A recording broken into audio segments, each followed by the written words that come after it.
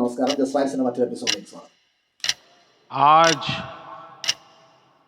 हमारे राम आ गए हैं.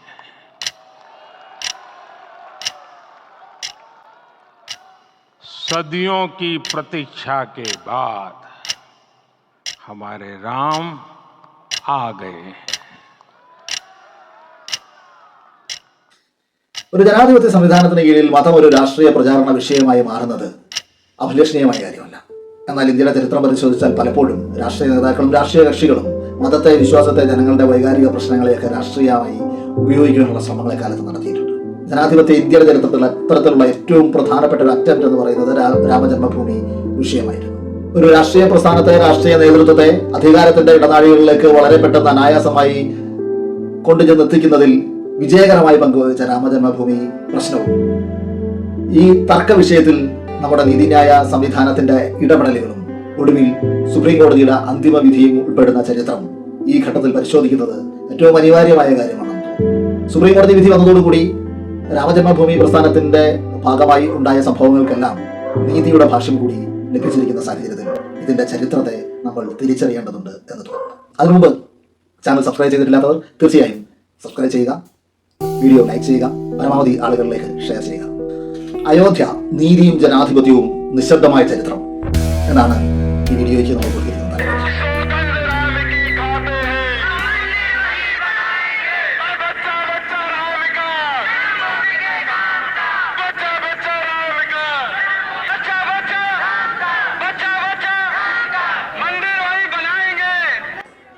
एक छक्का और दो, बाबरी मस्जिद तोड़ दो, कसम राम की खाते हैं, मंदिर वही बनाएंगे.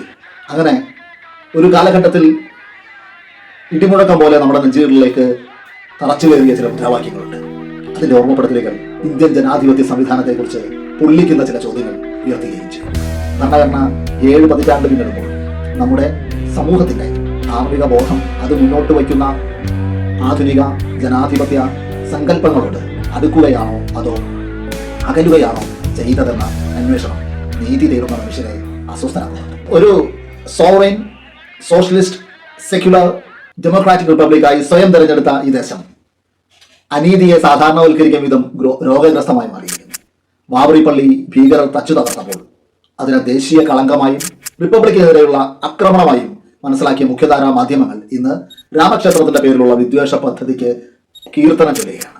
1992 അദ്വാനിക്കും കല്യാൺ സിംഗിനും ഉൾപ്പെടെയുള്ള രാഷ്ട്രീയ നേതൃത്വത്തിന് രാജിവെക്കേണ്ടി വരികയും ഈ സംഭവത്തെ തള്ളിപ്പറയുകയും ചെയ്യേണ്ടി വന്നു. അദ്വാനിയുടെയും കല്യാൺ സിംഗിന്റെ വാക്കുകൾ, I describe that as the saddest day of my life. Yes, it's a terrible mistake, no doubt about it. See this demolition as something wrong. അന്ന് അവർക്ക് അതിനെ തള്ളിപ്പറയേണ്ടി വന്നുവെങ്കിൽ ഇന്ന് അത് അഭിമാനകരമായ നേട്ടമാണ്. ആ വിധ്വംസക പ്രവർത്തനത്തിൽ നേരിട്ടും അല്ലാതെയും ഭാഗമായിരുന്നവരെല്ലാം അധികാര ശ്രേണികളിൽ എവിടെയൊക്കെയോ സുരക്ഷിതമായി വിരാജിക്കുന്നുണ്ട്. ബാബറി പള്ളി തകർക്കപ്പെട്ടതിന്റെ പിറ്റേന്ന് സുപ്രീം കോടതിയിൽ ജസ്റ്റിസ് എം എൻ വെങ്കടാചലയുടെ പ്രസ്താവന ഉണ്ടായിരുന്നു. അദ്ദേഹം ഇങ്ങനെയാണ് പറഞ്ഞത്: ദൗർഭാഗ്യവശാൽ പ്രശ്നത്തിന്റെ വ്യാപ്തി ഞങ്ങൾക്ക് മനസ്സിലായിരുന്നില്ല. ഇനി നമുക്ക് ചെയ്യാൻ കഴിയുന്ന ഏക കാര്യം ആ 3 മിനാരങ്ങളും എത്രയും വേഗം പുനർനിർമ്മിക്കുകയാണ്. 27 വർഷങ്ങൾക്ക് ശേഷം അതേ സുപ്രീം കോടതി പ്രസ്തുത മസ്ജിദ് ഇരുന്ന സ്ഥലം അക്രമികളുടെ പിന്മുറക്കാർക്ക് വിട്ടുകൊടുക്കാൻ ഉത്തരവിടുകയാണ് ഉണ്ടായത്. സാധാരണ സിവിൽ കേസുകൾ തീർപ്പാക്കുന്ന 3 അംഗ ബെഞ്ചിന് പകരം 5 അംഗ ബെഞ്ചാണ് കേസിൽ വിധി പറഞ്ഞത്. ഈ 5 പേരെയും ജനുവരി 22 നടന്ന രാമക്ഷേത്രത്തിന്റെ പ്രാണപ്രതിഷ്ഠാ ചടങ്ങിലേക്ക് ക്ഷണിച്ചിരുന്നു. അയോധ്യ വിധി എഴുതിയത് ആരാണെന്ന് ഔദ്യോഗികമായി വെളിപ്പെടുത്തിയിട്ടില്ല. വിധിന്യായത്തിന്റെ ഒടുവിൽ ആരും രചയിതാവ് എന്ന രീതിയിൽ ഒപ്പിട്ടിരുന്നില്ല. എങ്കിലും രചനാശൈലിയിലും ഫോണ്ടും ഒക്കെ പരിശോധിക്കുമ്പോൾ ജസ്റ്റിസ് DY ചന്ദ്രചൂഡാണ് അത് എഴുതിയത് എന്നതിന്റെ സൂചനകളാണ് ലഭിക്കുന്നത്. അതേപോലെ ഇന്ത്യയുടെ ചീഫ് ജസ്റ്റിസ് ആണ്. കുറച്ചു നാൾ മുമ്പ് ചീഫ് ജസ്റ്റിസ് കാവി വസ്ത്രങ്ങൾ അണിഞ്ഞ് ഗുജറാത്തിലെ ക്ഷേത്രങ്ങൾ സന്ദർശിക്കുകയും മാധ്യമങ്ങൾക്ക് അഭിമുഖം നൽകുകയും ചെയ്തത് നമ്മൾ കണ്ടതാണ്. രാജ്യത്തിന്റെ ചീഫ് ജസ്റ്റിസ് രാഷ്ട്ര ചരിത്രത്തിലെ ഈ സവിശേഷ ഘട്ടത്തിൽ തന്റെ ക്ഷേത്ര സന്ദർശനം ഇത്ര പബ്ലിസിറ്റിയോടെ നടത്തുന്നത് അസ്വസ്ഥത ഉളവാക്കുന്ന ചില ചോദ്യങ്ങൾ ഉയർത്തുന്നുണ്ട് എന്ന് ചരിത്രകാരനായ രാമചന്ദ്ര ഗുഹ ദി ടെലഗ്രാഫിൽ എഴുതിയിരുന്നു. നിശ്ചയമായും ജസ്റ്റിസ് എം എൻ വെങ്കടാചലയിൽ നിന്ന് ജസ്റ്റിസ് DY ചന്ദ്രചൂഡിലേക്കുള്ള ദൂരം ഈ കാലയളവിലെ ഇന്ത്യയുടെ രാഷ്ട്രീയ പരിണാമത്തെ അടയാളപ്പെടുത്തുന്നുണ്ട്. കാവി വസ്ത്രം അണിഞ്ഞ് ക്ഷേത്ര ദർശനം നടത്തുന്ന ചീഫ് ജസ്റ്റിസിന്റെ ദൃശ്യങ്ങൾ പകർത്താൻ കേന്ദ്ര ഭരണകൂടത്തോട് ഏറ്റവും ചേർന്ന് നിൽക്കുന്ന ANIയുടെ ക്രൂ ഉണ്ടായിരുന്നു എന്നതും ചർച്ചാ വിഷയമായി. അവിടെ നൽകിയ ഇന്റർവ്യൂവിൽ അദ്ദേഹം പറഞ്ഞതായി മാധ്യമങ്ങൾ റിപ്പോർട്ട് ചെയ്തത് ഇങ്ങനെയാണ്: രാവിലെ ദ്വാരകാധിഷ്ഠിയിൽ ദർശിച്ച ധ്വജം എന്നെ പ്രചോദിതനാക്കി. ജഗന്നാഥ് പുരിയിൽ കണ്ടതുപോലെ തന്നെയായിരുന്നു ഇതും. നമ്മളെല്ലാവരെയും കോർത്തിണക്കുന്ന നമ്മുടെ പാരമ്പര്യത്തിന്റെ സർവലൗകികതയെ ശ്രദ്ധിക്കും. ഈ കൊടിക്ക് നമ്മളെ സംബന്ധിച്ചിടത്തോളം പ്രത്യേക അർത്ഥമുണ്ട്. നമുക്ക് എല്ലാവർക്കും, അഭിഭാഷകർക്കും ന്യായാധിപർക്കും പൗരർക്കും എല്ലാം മുകളിൽ എല്ലാവരെയും ഒരുമിപ്പിക്കുന്ന ഒരു ശക്തിയുണ്ട് എന്ന അർത്ഥമാണ് നൽകുന്നത്. ആ ശക്തി നിയമവാഴ്ചയും ഭരണഘടനയും വ്യവസ്ഥാപിതമാക്കുന്ന നമ്മുടെ മാനവികതയാണ്. ഈ കാലഘട്ടത്തിൽ കാവ്യവസ്ത്രത്തിനും ക്ഷേത്രത്തിനും മുകളിൽ പാർന്ന കാവ്യക്കൊടിക്കും എന്ത് പ്രത്യേക അർത്ഥമാണ് ഉള്ളതെന്ന് മനസ്സിലാകാത്ത ആളൊന്നുമല്ല നമ്മുടെ ചീഫ് ജസ്റ്റിസ്.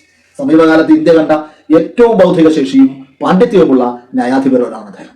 ഈ രാഷ്ട്രീയ സന്ധിയിൽ മാധ്യമങ്ങൾ ഘോഷണം ചെയ്ത അദ്ദേഹത്തിന്റെ ക്ഷേത്രദർശനവും കാവ്യയും ധ്വജവും നമ്മളെ ഒന്നിപ്പിക്കുന്നതാണെന്ന പ്രസ്താവനയും ഔചിത്യത്തിന്റെ സർവ്വസീമകളിൽ ലംഘിക്കുന്നതാണെന്ന് മാത്രമല്ല ചരിത്രവിരുദ്ധവുമാണ്. എല്ലാ ഇന്ത്യക്കാരെയും പോയിട്ട് എല്ലാ ഹിന്ദുക്കളെയും പോലും ക്ഷേത്രത്തിന് മുകളിൽ പാറുന്ന പതാകകൾ ഒന്നിപ്പിച്ചിട്ടില്ലെന്ന് കാണാം. ഭരണഘടന ഉറപ്പു നൽകിയ മൗലിക അവകാശങ്ങളാണ് ക്ഷേത്രങ്ങളെ എല്ലാവർക്കും പ്രാപ്യമാക്കിയത്. അത് സനാതനധർമ്മത്തിനും ആത്മീയതയ്ക്കും തടസ്സമാണെന്ന വാദമാണ് കാവിക്കൊടി എന്നിവർ ഉന്നയിച്ചിട്ടുള്ളത്. ഹീനജാതിക്കാർക്ക് ക്ഷേത്രപ്രവേശനം നൽകുന്നത് സനാതന ധർമ്മത്തെ അപകടപ്പെടുത്തുമെന്ന് പുരി ശങ്കരാചാര്യർ തന്നെ വൈസ്രോയിക്ക് അക്കാലത്ത് എഴുതിയിട്ടുണ്ട്. സ്വാതന്ത്ര്യലബ്ധിക്കും ഭരണഘടന നിലവിൽ വന്നതിന് ശേഷം പോലും ദേവാലയങ്ങൾ പൊതുജനത്തിന് തുറന്നു കൊടുക്കാൻ ഇവർ തയ്യാറായിരുന്നില്ല. അന്നെല്ലാം ഈ കാവിക്കൊടി തന്നെയാണ് അവിടെ പറഞ്ഞിരുന്നത്. ഭരണഘടനയ്ക്കും മാനവികതയ്ക്കും വിരുദ്ധമായി അതിനെ ഐക്യത്തിന്റെ ചിഹ്നമായി ഉയർത്തി കാണിക്കുന്നത് ചരിത്രവിരുദ്ധമായ സംഗതിയാണ്. ഇത്തരം സംഭവവികാസങ്ങൾ അല്പം വെളിച്ചവും വെള്ളവും വീഴുന്നിടത്തെല്ലാം സ്വയം വേരുപിടിക്കുന്ന ഒന്നല്ല ജനാധിപത്യമെന്ന് നമ്മളെ ആവർത്തിച്ച് ഓർമ്മിപ്പിക്കുകയാണ്.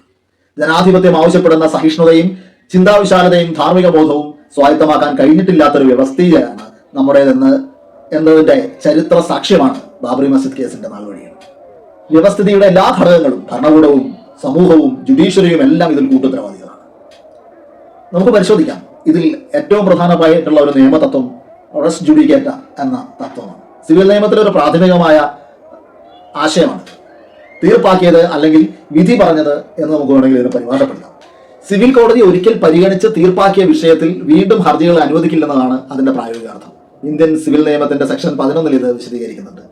ബാബറി പള്ളി സംബന്ധിച്ച തർക്കം അത്തരത്തിലുള്ള ഒന്നാണ്. പള്ളി ഇരിക്കുന്ന പ്രദേശത്തെ സംബന്ധിച്ച അവകാശ തർക്കം സ്വാതന്ത്ര്യത്തിന് മുന്നേ തന്നെ ഉണ്ട്. ഇത് സംബന്ധിച്ച ആദ്യ സ്യൂട്ടിലെ വിധി വരുന്നത് 1885 ഫെബ്രുവരി 24. 1886 മാർച്ച് 18 ആദ്യ അപ്പീൽ. അതേ വർഷം നവംബർ മാസത്തിൽ രണ്ടാമത്തെ അപ്പീലും കഴിഞ്ഞ് തർക്കത്തിന്റെ അന്തിമ തീർപ്പ് വന്നതാണ്. സാധാരണ നിലയിൽ സിവിൽ കേസുകൾ വീണ്ടും പരിഗണിക്കാൻ പാടില്ല. എന്നാൽ ബാബറി കേസിൽ അങ്ങനെയായിരുന്നില്ല.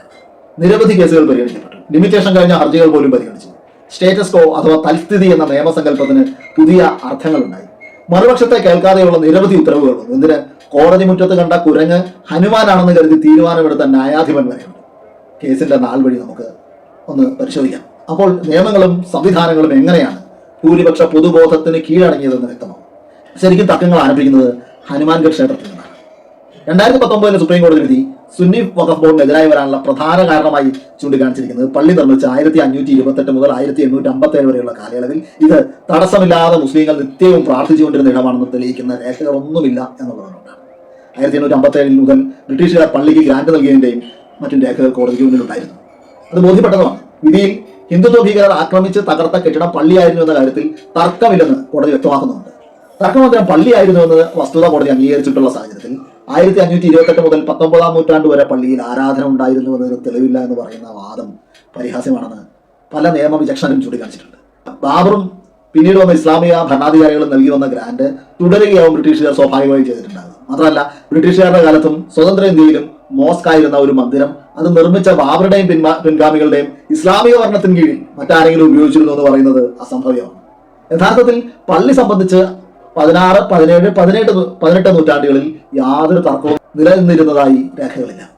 1885 ഹനുമാൻഗഡ് പ്രശ്നത്തോടെയാണ് ഇവിടെ ഒരു പോരാട്ടം ആരംഭിക്കുന്നത്. അയോധ്യയിൽ തന്നെയുള്ള മറ്റൊരു ക്ഷേത്രമായ ഹനുമാൻഗഡിനെ കുറിച്ചുള്ള അവകാശവാദങ്ങൾ ഒരു വലിയ വർഗീയ പ്രശ്നമായി മാറുകയായിരുന്നു. ഈ ക്ഷേത്രം പള്ളി പോയി നിർമ്മിച്ചതാണ്, അതുകൊണ്ട് പള്ളി വീണ്ടെടുക്കണമെന്ന ആവശ്യവുമായി ഷാ ഗുലാം ഹുസൈന്റെ നേതൃത്വത്തിൽ ക്ഷേത്രത്തിലേക്ക് ഒരു സംഘം മുസ്ലിങ്ങൾ എത്തുകയാണ്. അവിടെ ഇത് നേരത്തെ അറിഞ്ഞ് 8000-ഓളം വരുന്ന വൈരാഗികൾ ക്ഷേത്രത്തിൽ സന്നദ്ധമായിരുന്നു. അവർ മുസ്ലിം സംഘത്തെ ഓടിക്കുകയും തിരികെ ഓടി ഇവർ ബാബറി മസ്ജിദിൽ കയറി. അവിടെ എത്തി വൈരാഗികൾ വലിയ ആക്രമണം അഴിച്ചുവിടുകയും ഇവരെ കീഴ്പ്പെടുത്തുകയും ചെയ്തു. 70-ലേറെ മുസ്ലിങ്ങളെ അന്ന് വൈരാഗികൾ കൊല ചെയ്തിരുന്നു. വർഗീയ കലാപമായി ഇത് മാറി. തുടർന്ന് നവാബ് ഒരു അന്വേഷണ കമ്മീഷൻ നിയോഗിച്ചു. 50 വർഷത്തിനിടയ്ക്ക് അവിടെ ഒരു പള്ളിയും പൊളിച്ചു നീക്കിയിട്ടില്ലെന്ന് കമ്മീഷൻ കണ്ടെത്തി. തർക്കപരിഹാരം എന്ന നിലയ്ക്ക് ഹനുമാൻഗഡിന് സമീപം വേണമെങ്കിൽ ഒരു പള്ളി പണിയാം എന്നൊരു നിർദ്ദേശമാണ് നവാബ് മുന്നോട്ട് വെച്ചത്. ഇവിടെ 3 കാര്യങ്ങൾ ശ്രദ്ധിക്കണം. ഒന്ന്, തർക്ക വിഷയം ബാബറി മസ്ജിദ് അല്ല, ഹനുമാൻഗഡ് ക്ഷേത്രമാണ്. രാമജന്മഭൂമി എന്നൊരു പ്രശ്നമേ ഇല്ല അവിടെ. 2, തർക്കം ഉന്നയിച്ചത് മുസ്ലിങ്ങളാണ്. 3ാമത്തെ കാര്യം, ബാബറി പള്ളിയിൽ കയറിയ വൈരാഗിയിൽ അവിടെയോ കോമ്പൗണ്ടിലോ യാതൊരു അവകാശവാദവും ഉന്നയിക്കാതെ പിൻവാങ്ങുകയാണ് ചെയ്തത്. പിന്നെ എങ്ങനെ വിഷയം ഉന്നയിച്ചു എന്ന് പരിശോധിക്കുമ്പോഴാണ് നിയമ പോരാട്ടത്തിലെ ഒരു കൗശല ബുദ്ധി നമ്മൾ തിരിച്ചറിയുന്നത്. സിവിൽ നിയമയുദ്ധങ്ങളിൽ പോരാട്ടതന്ത്രം വളരെ പ്രധാനപ്പെട്ടതാണ്. തങ്ങളുടെ ക്ഷേത്രത്തിന് മേൽ മുസ്ലിങ്ങൾ ഉന്നയിച്ച അവകാശവാദം കൗണ്ടർ ചെയ്യുന്നതിന് വേണ്ടി ബാബറി ഭൂമിയിൽ അവകാശവാദം ഉന്നയിക്കാമെന്ന ആശയം അങ്ങനെ ഉയർന്നു വന്നതാണ്.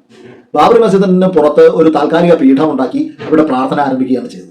1885 മഹന്ത് രഘുവർദാസ് ഫൈസാബാദ് കോടതിയിൽ ഒരു ഹർജി നൽകി. മസ്ജിദിന് സമീപമുള്ള രാം ചബൂത്ര ക്ഷേത്രം പണിയാൻ അനുമതി വേണമെന്നായിരുന്നു ആവശ്യം. അത് 1885 December 24 sub judge Pandit Harikrishnan അനുമതി നിഷേധിച്ചുകൊണ്ട് വിധി പ്രസ്താവിച്ചു. 1886 മാർച്ച് 18 ആദ്യ അപ്പീൽ ജില്ലാ ജഡ്ജ് തള്ളി. രാംചബൂത്ര ഹിന്ദുക്കളുടെ ഉടമസ്ഥതയിലുള്ളതാണെന്ന സബ് ജഡ്ജിന്റെ വിധിയിലെ പ്രസ്താവനയും നീക്കം ചെയ്തു. അടുത്ത അപ്പീൽ ജുഡീഷ്യൽ കമ്മീഷണറുടെ കോടതിയിലായിരുന്നു. ഇന്നത്തെ ഹൈക്കോടതിക്ക് തുല്യമായ കോടതിയാണത്. നവംബർ 1 ഹർജിയിൽ അവകാശപ്പെട്ടിരിക്കുന്നത് പോലെ ഹിന്ദുക്കൾക്ക് സ്ഥലത്തിൽ എന്തെങ്കിലും അവകാശം സ്ഥാപിക്കാൻ കഴിയുന്ന യാതൊരു തെളിവില്ലെന്ന് കോടതി കണ്ടെത്തി. അങ്ങനെ കേസ് അവിടെ അവസാനിച്ചു. എന്നാൽ ഇതോടെ പള്ളി പൊളിച്ച് അമ്പലം പടഞ്ഞു എന്ന തരത്തിൽ ആരംഭിച്ച വിഷയം ബാബറി ഭൂമിയിലെ രാംചബൂത്ര സംബന്ധിച്ച തർക്കമായി മാറി എന്നതാണ് ഇതിലെ ഏറ്റവും വലിയ കൗതുകം. 1858 രാംചബൂത്ര പണിതതിനെതിരെ മൗലാന അക്ബർ അലി പരാതിപ്പെടുന്നുണ്ട്. 1860, 1863, 77, 83, 84 തുടങ്ങിയ വർഷങ്ങളിലൊക്കെ അദ്ദേഹം പരാതി നൽകുന്നുണ്ട്. വർഗീയ പ്രശ്നമായി മാറിയതോടെ 1861 മസ്ജിദും ചബൂത്രയും തമ്മിൽ വേർതിരിച്ചുകൊണ്ട് ബ്രിട്ടീഷ് ഭരണകൂടം ഒരു മതിൽ തീർത്തു. മതിലിന് പുറത്ത് ഹിന്ദുക്കൾക്കും അകത്ത് മസ്ജിദിൽ മുസ്ലിങ്ങൾക്കും ആരാധനാ സൗകര്യം ഉണ്ടാക്കും എന്ന തരത്തിലായി കാര്യങ്ങൾ. അപ്പോൾ പോലും രാമജന്മഭൂമി പള്ളിക്കകത്താണ് എന്ന വാദം ഉയർന്നു വന്നിരുന്നില്ല. പിന്നീടാണ് ഒറ്റ രാത്രിയിൽ പള്ളിയെ ക്ഷേത്രമാക്കിയ ഒരു ചതി ഉണ്ടാവുന്നത്. ബാബറി മസ്ജിദ് വിഷയത്തെ എന്നേക്കുമായി മാറ്റിമറിച്ച ചരിത്രപരമായ ചതി അരങ്ങേറിയത് 1949 ഡിസംബർ 22, 23 രാത്രിയിൽ. രാഷ്ട്രീയ നേതൃത്വവും ഭരണകൂടവും ജുഡീഷ്യറിയും എല്ലാം ഒരുപോലെ കൈകോർത്ത അനീതിയുടെ അടുത്ത ഏട് അവിടെ നിന്ന് ആരംഭിക്കുകയാണ്. ബാബറി പള്ളി ഇരിക്കുന്ന സ്ഥലത്ത് പള്ളിയുടെ പ്രധാന മിനാരത്തിന് നടുവിലാണ് ശ്രീരാമൻ ജനിച്ചതെന്ന പ്രചാരണ ശക്തമായി. 1949 PHPയുടെ നേതൃത്വത്തിൽ രാംചബൂത്രയിൽ ഭജനയും പൂജയും പ്രാർത്ഥനകളും ആരംഭിച്ചു. ഡിസംബർ മാസത്തിൽ വലിയ ആൾക്കൂട്ടവും ഹവനും എല്ലാം സംഘടിപ്പിച്ചു. പൂജകൾക്കൊടുവിൽ രാമവിഗ്രഹം തനിയെ നീങ്ങി പള്ളിക്കകത്ത് പ്രവേശിച്ച് രാമൻ ജനിച്ച ഇടമായ പ്രധാന മിനാരത്തിന് കീഴെ സ്വയം സ്ഥാപിതമാകും എന്നായിരുന്നു വിശ്വഹിന്ദു പരിഷത്തിന്റെ അവകാശം. വിഗ്രഹത്തിന് സ്ഥാനമെല്ലാം സംഭവിച്ചില്ല എന്ന് ഉറപ്പാണ്. അങ്ങനെ ഡിസംബർ മാസം 22-ാം തീയതി രാത്രി പൂട്ടുപൊളിച്ച് പള്ളിക്കകത്ത് പ്രവേശിച്ച് രാമവിഗ്രഹം സ്ഥാപിച്ചു. RSS മുഖപത്രമായ ഓർഗനൈസർ അയോധ്യയിൽ അത്ഭുതം സംഭവിച്ചുവെന്നും പള്ളിക്കകത്ത് രാമവിഗ്രഹം സ്വയംഭൂവായി പ്രത്യക്ഷപ്പെട്ടുവെന്ന് എഴുതി. ഹിന്ദുത്വ സംഘടനകൾ രാജ്യമാകെ അത് പ്രചരിപ്പിച്ചു. ജവഹർലാൽ നെഹ്റു അത് അറിഞ്ഞപ്പോ എത്രയും വേഗം ആ വിഗ്രഹം അവിടെ നിന്ന് നീക്കാം, ശരിക്കും സരയൂ നദിയിൽ അത് എറിയാൻ അദ്ദേഹം ആവശ്യപ്പെട്ടു എന്നാണ് പറയുന്നത്. എന്തായാലും അത് ഉണ്ടായില്ല.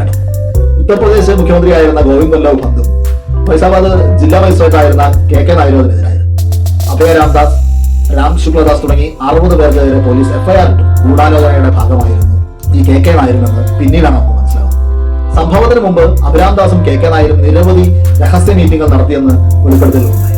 വെള്ളിയാഴ്ച രാവിലെ ബാബറി മസ്ജിദിന് സമീപം എത്തിയപ്പോൾ എല്ലാം അല്പം മാറി KK നായർ നിൽക്കുന്നുണ്ടായിരുന്നുവെന്നും അഭയ രാംദാസിന്റെ ബന്ധുകൂടിയായ അവധ് കിഷോർ ഝാ ഓർത്തെടുത്തിട്ടുണ്ട്. മഹാരാജ് അവിടെ നിന്ന് മാറരുത്, രാമവിഗ്രഹത്തെ തനിച്ചാക്കരുത്, എല്ലാവരോടും ഉറക്ക മുദ്രാവാക്യങ്ങൾ മുടക്കാൻ പറയാ എന്ന് KK നായർ ആവശ്യപ്പെടുന്നത് കേൾക്കാം. നായർ സാഹിബ് ഞങ്ങളോട് വളരെയധികം സഹകരിച്ചെന്ന് അദ്ദേഹം പിന്നീട് പറയുന്നുണ്ട്. പള്ളിയകത്ത് നിന്ന് വിഗ്രഹം മാറ്റാനുള്ള നിർദ്ദേശം KK നായർ ചെയ്തുകൊണ്ടില്ല. അദ്ദേഹം SP അയാളല്ല എന്ന് അറിയിച്ചു. അല്ലെങ്കിൽ തങ്ങളെ സ്ഥലം മാറ്റിക്കൊള്ളാം. പള്ളിയിൽ ആരും ആരാധനക്കായി വരാറില്ലെന്ന റിപ്പോർട്ട് KK നായർ നൽകി. സംഭവത്തിന്റെ തലേന്നും പിറ്റേ ദിവസം രാവിലെയും അവിടെ ആരാധനയ്ക്കായി ആളുകൾ എത്തിയിരുന്നു എന്ന വിവരം നിലനിൽക്കെ അവരെ ആരും ആരാധനയ്ക്ക് എത്താറില്ല എന്ന റിപ്പോർട്ടാണ് അദ്ദേഹം നൽകിയത്. പള്ളിയിൽ അതിക്രമം നടക്കാൻ സാധ്യതയുണ്ട് എന്നതിനെ കുറിച്ച് ഒരു ഇന്റലിജൻസ് റിപ്പോർട്ട് ലഭിച്ചിരുന്നില്ല എന്ന കള്ളവും അദ്ദേഹം പറഞ്ഞു. എന്നാൽ 1949 നവംബർ 29 DYSP കൃപാൽ സിംഗ് അയച്ച കത്തിൽ മുസ്ലിങ്ങൾ പള്ളിയിൽ കയറുന്നത് തടയാനും അവർ പള്ളി വിട്ടു പോകാനും കാരണമാകാനിടയുള്ള പ്രവർത്തികൾ നടക്കുമെന്ന് അറിയിച്ചിരുന്നതാണ്. ഇത് ഹൈക്കോടതിയിൽ ഹാജരാക്കിയ രേഖകളിൽ നിന്ന് വളരെ വ്യക്തമാണ്. എന്നിരുന്നാലും ആ രാത്രി നടന്നത് നിയമവിരുദ്ധമായ പ്രവൃത്തിയാണെന്ന കാര്യത്തിൽ KK നായർക്ക് തന്റെ റിപ്പോർട്ടിലും സംശയമൊന്നും ഉണ്ടായിരുന്നില്ല. അദ്ദേഹം അത് അംഗീകരിക്കുന്നുണ്ട്. അതേസമയം സിറ്റി മജിസ്ട്രേറ്റ് ആയിരുന്ന ഗുരുദത്ത് സിംഗ് ഉടൻ തന്നെ രാജിവെച്ചു. പള്ളിക്കകത്ത് വിഗ്രഹം സ്ഥാപിച്ചതോടെ അദ്ദേഹത്തിന്റെ കടമ പൂർത്തിയായി എന്ന് അദ്ദേഹത്തിന്റെ മകൻ ഗുരു ബസന്ത് സിംഗ് പിന്നീട് മാധ്യമങ്ങളോട് പറഞ്ഞു. ഇതോടുകൂടി മുസ്ലിങ്ങൾക്ക് ബാബറി പള്ളിയിൽ ഉണ്ടായിരുന്ന അവകാശം എന്നേക്കുമായി നഷ്ടപ്പെട്ടു എന്ന് പറയാം. CRPC 145 പ്രകാരം ഗവൺമെന്റ് പള്ളി ഏറ്റെടുത്ത് റിസീവർ ഭരണം ഏർപ്പെടുത്തി. സ്റ്റേറ്റസ് കോ അഥവാ തൽസ്ഥിതി എന്ന വാക്കിന്റെ നിയമപരമായ അർത്ഥം മാറി മറിയുന്ന കാഴ്ചയാണ് അവിടെ നമ്മൾ കണ്ടത്. നിയമവ്യവസ്ഥ അനുസരിച്ച് ഒരു നിയമവിരുദ്ധ പ്രവർത്തനം നടന്നാൽ സ്റ്റേറ്റസ് കോ നിലനിർത്തണം എന്നാണ് പറയുക. അതായത് ഒരു കക്ഷി അവിടെ നിന്നും നിർബന്ധിതവും നിയമവിരുദ്ധമായി പുറത്താക്കിയതാണെങ്കിൽ ആ വസ്തു പുറത്താക്കപ്പെട്ട കക്ഷിയുടെ കൈവശമാണ് എന്ന് കണക്കാക്കണം എന്നാണ് അതിനർത്ഥം. നിയമവിരുദ്ധമായി കൃത്യം നടക്കുന്നതിന് തൊട്ടു മുൻപുള്ള സ്ഥിതി ഏതാണോ അതാണ് തുടരേണ്ടത്. എന്നാൽ സിവിൽ കോടതിയും ഹൈക്കോടതിയും ഇക്കാര്യങ്ങൾ പരിഗണിച്ചതേയില്ല. അയോധ്യയുടെ കാര്യത്തിലെ നിയമതത്വം ആകെ കീഴ്മേൽ മറിയുന്ന സാഹചര്യമാണ് ഉണ്ടായത്. ഗവൺമെന്റ് കോടതിയിൽ സമർപ്പിച്ച റിപ്പോർട്ടിൽ ബാബറി പള്ളി മുസ്ലിങ്ങൾ കാലാകാലങ്ങളായി ആരാധന നടത്തി വരുന്നതാണെന്നും ഒരു കാലത്തും അതൊരു രാമക്ഷേത്രമായിരുന്നില്ല എന്നാണ് ഉള്ളത്. രാമവിഗ്രഹം അതിനകത്ത് സ്ഥാപിച്ചത് നിയമവിരുദ്ധമാണ് എന്ന കാര്യവും റിപ്പോർട്ടിൽ സ്പഷ്ടമാക്കിയിരുന്നു. 1950 ഗോപാൽ സിംഗ് വിശാരദ് രാമവിഗ്രഹം സംരക്ഷിക്കണമെന്ന ആവശ്യവുമായി ഫൈസാബാദ് കോടതിയെ സമീപിച്ചു. അതാണ് അടുത്ത കോടതി വ്യവഹാരത്തിന്റെ കഥ. കോടതി ഉടനെ ഇൻജക്ഷൻ അനുവദിച്ചു. കേസ് ഫയൽ ചെയ്ത ദിവസം മന്ദിരത്തലത്തിലൊരു വിഗ്രഹം ഉണ്ടായിരുന്നു. മുസ്ലിങ്ങൾക്ക് നിസ്കരിക്കാൻ വേറെ പള്ളിയുണ്ടല്ലോ എന്ന നിരീക്ഷണം നടത്തിയാണ് കോടതി തീരുമാനമെടുത്തത്. ഹിന്ദുക്കൾക്ക് ആരാധന നടത്തുവാൻ അയോധ്യയിൽ മറ്റു നിരവധി ക്ഷേത്രങ്ങൾ ഉണ്ടല്ലോ എന്ന് ചോദിക്കാൻ കോടതിക്ക് തോന്നിയില്ല. അതും പോരാത്തതിന് വർഷങ്ങളായി ആരാധന നടത്തി വരുന്ന രാം ചബൂത്രയും ഉണ്ട്. അങ്ങനെ ഡിസംബർ 23 വരെ തങ്ങൾ നടത്തിയിരുന്ന മസ്ജിദിൽ മുസ്ലിങ്ങൾക്ക് പ്രവേശനമില്ലെന്ന് വന്നു. ആ രാത്രിയിൽ നിയമവിരുദ്ധമായി സ്ഥാപിച്ച രാമവിഗ്രഹത്തിന്റെ പൂജയ്ക്ക് വേണ്ടി പൂജാരിയെ നിയോഗിക്കുകയും ചെയ്തു. മുസ്ലിം വിഭാഗത്തിന്റെ വാദം കേൾക്കാതെയാണ് കോടതി ഈ നടപടികളെല്ലാം സ്വീകരിച്ചത്. 1955 ഏകപക്ഷീയമായി ഉത്തരവിട്ട് തെറ്റായിപ്പോയി എന്ന് അലഹാബാദ് ഹൈക്കോടതി വിലയിരുത്തിയെങ്കിലും അതിന് പരിഹാരമൊന്നും ഉണ്ടായില്ല. പിന്നീട് എല്ലാ രാഷ്ട്രീയ കക്ഷികളും ഇതിൽ ഒന്നല്ലെങ്കിൽ മറ്റൊരു രീതിയിൽ ഇടപെടൽ നടത്തി. രാജീവ് ഗാന്ധിയുടെ കാലത്ത് വലിയ പ്രീണന നയമാണ് ഉണ്ടായത്. ബാബറി പള്ളിയുടെ പൂട്ട് തുറക്കുന്നത് ഈ കാലഘട്ടത്തിലാണ്. 1980കളിൽ വിശ്വ ഹിന്ദു പരിഷത്തിന്റെ നേതൃത്വത്തിൽ രാമജന്മഭൂമി പ്രസ്ഥാനം ശക്തി പ്രാപിച്ചു. രഥയാത്രകൾ ആസൂത്രണം ചെയ്യപ്പെട്ടു. 1984 സരയൂ നദിക്കരയിൽ ലക്ഷക്കണക്കിന് ആളുകളെ അണിനിരത്തുമെന്ന പ്രഖ്യാപനം വന്നു. ബാബറി പള്ളിയുടെ പൂട്ട് ഹൈന്ദവർക്ക് ആരാധനയ്ക്ക് വേണ്ടി തുറന്നു കൊടുക്കണമെന്നായിരുന്നു അവരുടെ ആവശ്യം. പൂട്ട് തുറന്നില്ലെങ്കിൽ നിയമലംഘനം നടത്തുമെന്ന് മുന്നറിയിപ്പും വന്നു. വീർ ബഹദൂർ സിംഗ് ആയിരുന്നു UP മുഖ്യമന്ത്രി. ഉത്തർപ്രദേശ് മുഖ്യമന്ത്രിയായിരുന്ന അദ്ദേഹവും ഇതിനൊപ്പമായിരുന്നു. മസ്ജിദിന്റെ പൂട്ട് ആരാധനയ്ക്കായി തുറന്നു കൊടുക്കുന്നതിലൂടെ ഹൈന്ദവ വിഭാഗത്തെ കോൺഗ്രസിനൊപ്പം നിർത്താൻ കഴിയുമെന്നാണ് പ്രധാനമന്ത്രിയായിരുന്ന രാജീവ് ഗാന്ധി വിചാരിച്ചു. UP മുഖ്യമന്ത്രിയും അരുൺ നെഹ്റുവും രാജീവ് ഗാന്ധിയും ചേർന്ന് ഉന്നത തലത്തിൽ എടുത്ത ഒരു തീരുമാനമായിരുന്നു. BHP നേതാവ് അശോക് സിംഗാളിന്റെ അനിയൻ BP സിംഗാൾ ആയിരുന്നു അന്ന് ആഭ്യന്തര വകുപ്പിലെ അഡീഷണൽ സെക്രട്ടറി. പൂട്ട് തുറക്കുമെന്ന വിശ്വ ഹിന്ദു പരിഷത്തിന് നേരത്തെ ഉറപ്പ് ഇവർ നൽകിയിട്ടുണ്ട്. हम राजीव गांधी जी को प्रणाम करते हैं. राजीव गांधी जी को प्रणाम करते हैं जिन्होंने ताले खोले थे. वहीं से शुरू हुई थी ये राम मंदिर की कथा. 1985 ജനുവരി 25 രാമവിഗ്രഹത്തിന്റെ സംരക്ഷണത്തിന് വേണ്ടി പള്ളിയുടെ പൂട്ട് തുറക്കണമെന്ന് മുനിസിപ്പൽ കോടതിയിൽ ഹർജി വന്നു. ഈ ഹർജിയിൽ തീരുമാനമാകുന്നതിന് മുമ്പ് തന്നെ ജില്ലാ കോടതിയിൽ അപ്പീലെത്തുകയാണ്. ബാബറി മസ്ജിദിന്റെ ചരിത്രത്തിൽ അതൊരു അത്ഭുതമൊന്നുമല്ല. ഇതുപോലെ നിരവധി സംഭവങ്ങൾ ഇതിനു മുമ്പും ഇതിനു ശേഷവും നടന്നിട്ടുണ്ട്. ജനുവരി 31 ആണ് ഈ അപ്പീൽ വരുന്നത്. സാധാരണ അപ്പീലുകളിൽ സ്റ്റേറ്റ്മെന്റുകൾ സ്വീകരിക്കാറില്ല. എന്നാൽ SP-യുടെയും ജില്ലാ മജിസ്ട്രേറ്റിന്റെയും സ്റ്റേറ്റ്മെന്റുകൾ കോടതിയിലിട്ടു. വിഗ്രഹത്തിന്റെ സംരക്ഷണത്തിന് പൂട്ട് തുറക്കേണ്ടതുണ്ട് എന്നായിരുന്നു നിലപാട്. 1949 മുതൽ വിഷയം പള്ളിക്കെതിരായ ആക്രമണത്തിൽ നിന്ന് വിഗ്രഹം സ്ഥാപിച്ച സമയത്തെ സ്റ്റേറ്റസ് കോയിലേക്കും വിഗ്രഹം സംരക്ഷിക്കുന്നതിനായി പള്ളിയുടെ പൂട്ട് പൊളിക്കുന്നതിലേക്കും എല്ലാം എത്തിച്ചേർന്നു. ജില്ലാ ജഡ്ജി കൃഷ്ണമോഹൻ പാണ്ഡെയാണ് കേസ് പരിഗണിച്ചത്. മുസ്ലിങ്ങളെ കേസിൽ കക്ഷി ചേർത്തിരുന്നില്ല. തങ്ങളെ കൂടി കക്ഷി ചേർക്കണമെന്ന ആവശ്യം പരിശോധിച്ച് 4 മണിക്ക് അവരെ അറിയിക്കാം എന്നായിരുന്നു കോടതി പറഞ്ഞ് പിരിഞ്ഞത്. അദ്ദേഹം 4 മണിക്ക് തിരിച്ചെത്തി അപേക്ഷ നിരസിച്ചതായി അറിയിച്ചു. 4:10 പൂട്ട് തുറക്കാനുള്ള ഉത്തരവും പുറപ്പെടുവിച്ചു. അപ്പൊ തന്നെ റിസീവറെ വിളിച്ച് താക്കോൽ ശേഖരിക്കാൻ പോലും മെനക്കെടാതെ പള്ളിയിൽ പൂട്ട് തുറക്കാനാണ്. അതേസമയം ഈ രംഗങ്ങൾ കവർ ചെയ്യുന്നതിന് ദൂരദർശന്റെ വാർത്താ സംഘം അവിടെ സജ്ജരായിരുന്നു എന്ന കാര്യം കൂടി നമ്മൾ ഓർക്കും. അതായത് ഭരണതലത്തിൽ ഇക്കാര്യം നേരത്തെ അറിയാമായിരുന്നു. പിറ്റേന്ന് പത്രങ്ങളിൽ രാമൻ വനവാസത്തിന് ശേഷം തിരിച്ചെത്തിയെന്ന തരത്തിലുള്ള തലക്കെട്ടുകൾ. ഈ വിധി പുറപ്പെടുവിക്കുന്നതിനുള്ള സാഹചര്യത്തെക്കുറിച്ച് പിന്നീട് ഈ ജില്ലാ ജഡ്ജി രേഖപ്പെടുത്തിയിട്ടുള്ളത് ഇങ്ങനെയാണ്. ആ ദിവസം മുഴുവൻ ഒരു കറുത്ത കുരങ്ങ് കോടതിയുടെ മേൽക്കൂരയിൽ ഇരിക്കുകയായിരുന്നു. ഫൈസാബാദിലെയും അയോധ്യയിലെയും ആയിരക്കണക്കിന് മനുഷ്യർ അതിന് കടലയും പഴങ്ങളും നൽകി. എന്നാൽ ആ കുരങ്ങ് അവ സ്പർശിക്കുക പോലും ചെയ്തില്ല. ജില്ലാ മജിസ്ട്രേറ്റും പോലീസ് സൂപ്രണ്ടും എന്നെ ബംഗ്ലാവിലേക്ക് കൊണ്ടുപോയി. കുരങ്ങ് ബംഗ്ലാവിന്റെ വരാന്തയിൽ ഇരിക്കുന്നത് കണ്ട് ഞാൻ അത്ഭുതപ്പെട്ടു. അതൊരു ദൈവിക ശക്തിയാണെന്ന് മനസ്സിലാക്കി ഞാൻ അതിനെ തോറ്റു. ഒരു മതേതര ജനാധിപത്യ രാജ്യത്ത് രാഷ്ട്രീയ നേതൃത്വവും ജുഡീഷ്യറിയും എക്സിക്യൂട്ടീവും ഒരേ സമയം ഭൂരിപക്ഷ വർഗീയ വികാരത്തിനൊപ്പം ചാഞ്ചാടുന്ന കാഴ്ച നാം കാണുകയാണ്. 1985 അതാണ് സംഭവിച്ചത്. ഇക്കാലം സിഖ് വിരുദ്ധ കലാപത്തിൽ കോൺഗ്രസും ഭൂരിപക്ഷ വർഗീയവാദികളും കൈകോർത്ത് പ്രവർത്തിക്കുന്ന സമയമാണ് എന്ന വസ്തുത കൂടി നമ്മൾ ഓർക്കണം. അതിനുശേഷമാണ് ശിലാന്യാസ് വരുന്നത്. അതും ഒരു തെരഞ്ഞെടുപ്പ് പ്രചാരണ ആയുധമാക്കി മാറ്റാനാണ് ഇവർ ശ്രമിച്ചത്. ബാബറി കേസിനോട് അനുബന്ധിച്ച് രൂപപ്പെട്ടു വന്ന സ്റ്റേറ്റസ് കോ സിദ്ധാന്തം അനുസരിച്ച് പള്ളിയുടെ പൂട്ട് പൊളിച്ചത് പുതിയ സ്റ്റേറ്റസ് കോ ആയി. അടുത്ത ചൂടായിരുന്നു ശിലാന്യാസം. 1989 കോൺഗ്രസ് ഗവൺമെന്റ് വിശ്വ ഹിന്ദു പരിഷത്തിന് ശിലാന്യാസത്തിന് അനുമതി നൽകി. ആഭ്യന്തരമന്ത്രിയായിരുന്ന ഭൂട്ടാ സിംഗും ഉത്തർപ്രദേശ് മുഖ്യമന്ത്രിയായിരുന്ന ND തിവാരിയും ചടങ്ങിൽ പങ്കെടുത്തു. ഇന്ന് രാമക്ഷേത്രത്തിന്റെ ഉദ്ഘാടന ചടങ്ങിൽ പ്രധാനമന്ത്രി പങ്കെടുക്കുന്നതിനെ വിമർശിക്കുന്ന കോൺഗ്രസുകാർ 1989 അവർ ചെയ്തത് എന്ത് എന്ന് ഓർക്കുന്നത് നല്ലതായിരിക്കും. 1989 നവംബർ 3 രാജീവ് ഗാന്ധി തന്റെ ഇലക്ഷൻ പ്രചാരണം ആരംഭിച്ചത് അയോധ്യയിൽ നിന്നാണ്. താനൊരു ഹിന്ദു ആയതിൽ അഭിമാനം കൊള്ളുന്നു എന്ന് പ്രഖ്യാപിച്ചുകൊണ്ട് ആരംഭിച്ച പ്രചാരണത്തിന്റെ രാഷ്ട്രീയ പ്രസക്തി എന്താണെന്ന് വിശദീകരിക്കേണ്ട ആവശ്യമൊന്നുമില്ലല്ലോ.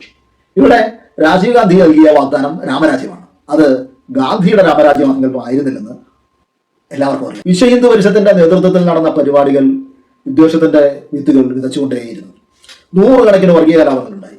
1000 മനുഷ്യർ കൊല്ലപ്പെട്ടു. ഈ ഘട്ടത്തിൽ ശിലാന്യാസത്തിനെത്തുന്നവർ പള്ളി പൊളിക്കാൻ സാധ്യതയുള്ളത് കൊണ്ട് അവരെ മന്ദിരത്തിന്റെ 200 അടിക്കകത്ത് പ്രവേശിക്കാൻ അനുവദിക്കരുത് എന്നാവശ്യപ്പെട്ടുകൊണ്ട് അലഹബാദ് ഹൈക്കോടതിയിൽ ഒരു ഹർജി വന്നു. എന്നാൽ കോടതി അതിന് യാതൊരു ഗൗരവം കൊടുത്തില്ല. അതിന്റെ ഫലമാണ് പിന്നീട് നമ്മൾ 92 കാണുന്നത്. ആയുധങ്ങൾ ഉയരുമ്പോൾ നിയമം നിശബ്ദമാകുന്നു എന്ന തത്വം ഇവിടെ വളരെ വ്യക്തമായി നമ്മുടെ മുന്നിൽ അനാവരണം ചെയ്യപ്പെടുകയാണ്. 1992 സെപ്റ്റംബർ 25 ഇന്ത്യയുടെ രാഷ്ട്രീയ ഭാഗതയം മാറ്റിമറിച്ച രഥയാത്ര സോമനാഥിൽ നിന്നും ആരംഭിക്കുന്നു. അപ്പോൾ VP സിംഗ് ഗവൺമെന്റ് ആയിരുന്നു അധികാരം. ഒക്ടോബർ 13 സമസ്തിപൂരിൽ വെച്ച് രഥയാത്ര തടഞ്ഞ് അദ്വാനിയെ അറസ്റ്റ് ചെയ്തു. ലാലു പ്രസാദ് യാദവ് ആയിരുന്നു അന്ന് ബീഹാർ മുഖ്യമന്ത്രി.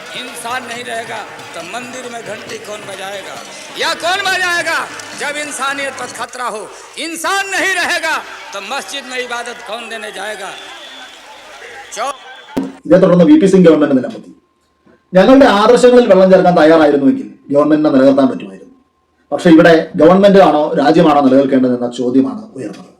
തന്റെ വിടവാങ്ങൽ പ്രസംഗത്തിൽ VP സിംഗ് വേദനയോടെ പറഞ്ഞു. അതോടുകൂടി രഥയാത്ര വിജയകരമായി മുന്നേറാൻ ആരംഭിച്ചു.